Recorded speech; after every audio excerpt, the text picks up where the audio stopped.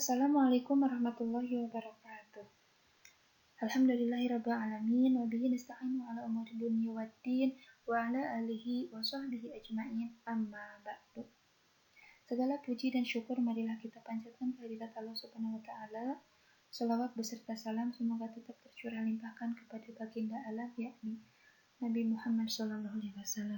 Tak lupa kepada keluarganya, para sahabatnya, para tabi'in atau tabi'innya, semoga sampai kepada kita semua. Amin ya Allah ya Rabbal Alamin. Pada kesempatan kali ini, saya, Lestari Aminullah, akan mempresentasikan hasil dari percobaan atau eksperimen yang saya lakukan dengan judul Kristal dari Bahan Dapur Soda Kue. Adapun tujuan percobaan di sini ada dua. Yang pertama, untuk mengetahui cara pembuatan kristal dari bahan dapur, dan yang kedua, untuk mengetahui pengaruh waktu terhadap banyaknya kristal yang dihasilkan. Selanjutnya yaitu dasar teori. Kristal merupakan benda padat yang terbentuk dari komposisi atom-atom, ion-ion, atau molekul-molekul dengan susunan berulang dan jarak yang teratur dalam 3 dimensi, menurut Smallmon pada tahun 2000.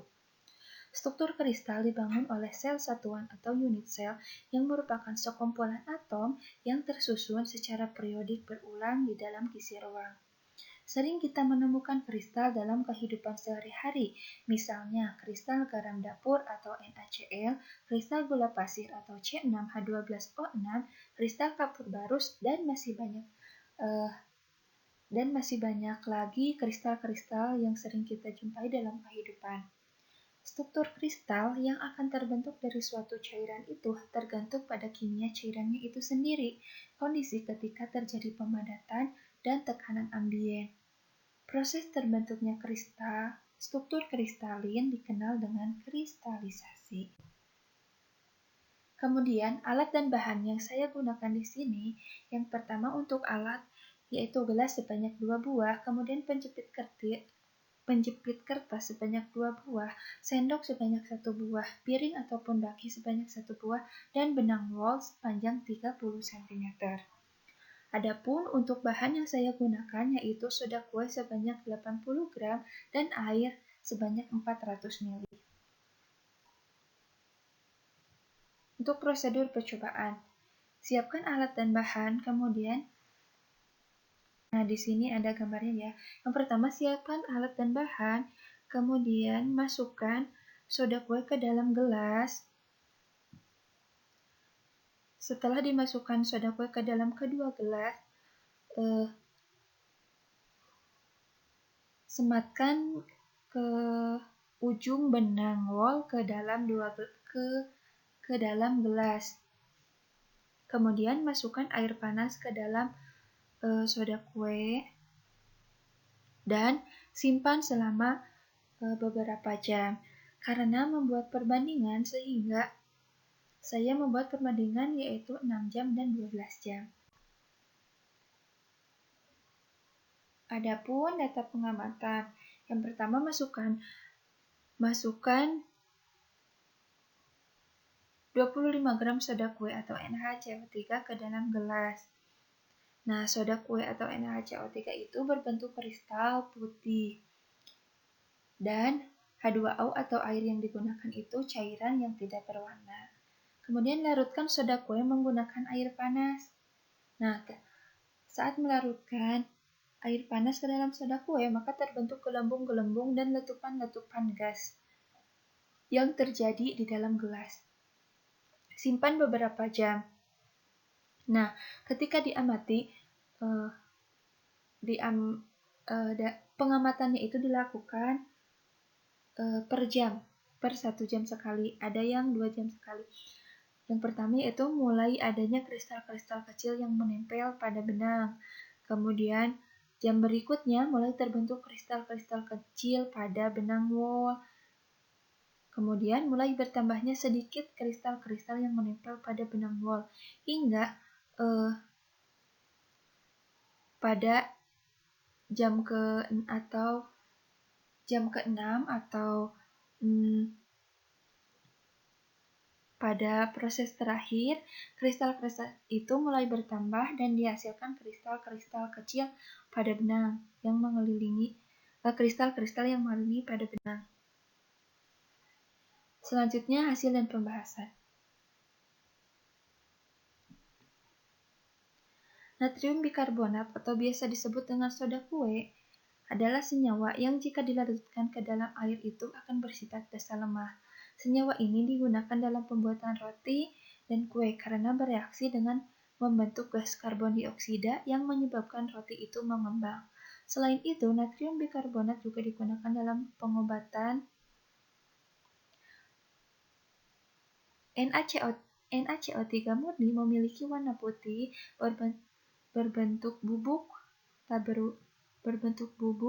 yang akan menyerap embun dari udara, berasa pahit atau alkalin dan akan membentuk larutan alkali yang kuat. Nah, pada percobaan yang saya lakukan di sini itu membuat kristal dari soda kue dengan menyiapkan alat dan bahan, kemudian memasukkan soda kue itu ke dalam kedua gelas. Setelah itu masukkan ujung benang wol ke dalam ujung gelas. Kemudian masukkan air panas pada gelas yang berisi soda kue.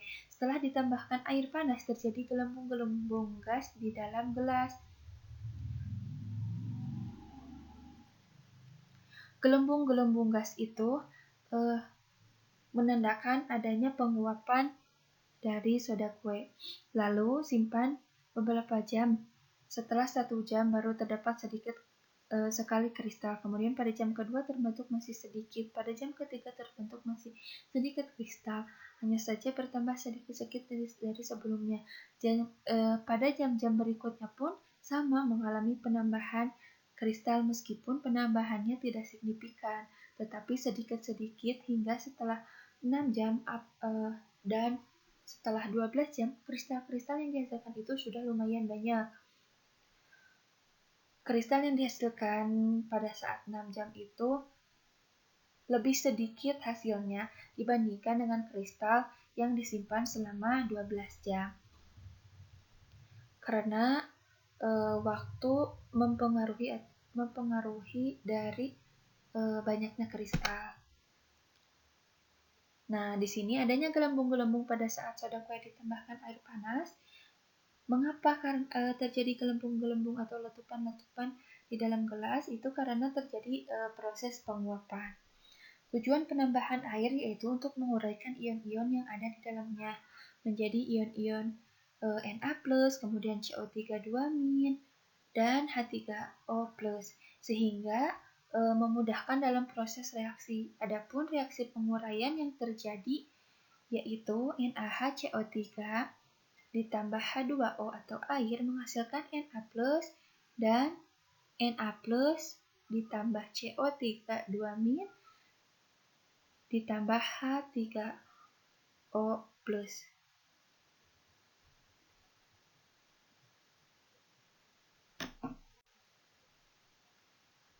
Adapun kesimpulan dari hasil percobaan yang saya lakukan di mana pembuatan kristal tunggal dari bahan soda kue yaitu dengan melarutkan soda kue dengan air panas. Pada saat pelarutan soda kue menggunakan air panas, maka terjadilah proses penguapan di mana ditandai dengan adanya gelembung-gelembung dan juga letupan-letupan yang terjadi di dalam gelas. Setelah itu gantungkan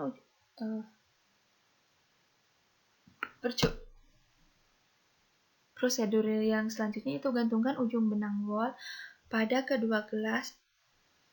Nah, maksud gantungkan ujung benang wol pada kedua gelas itu untuk supaya kristal-kristal itu menempel pada benang wol. Tunggu hingga sekitar 6 jam. Setelah itu lihat hasil yang didapatkan.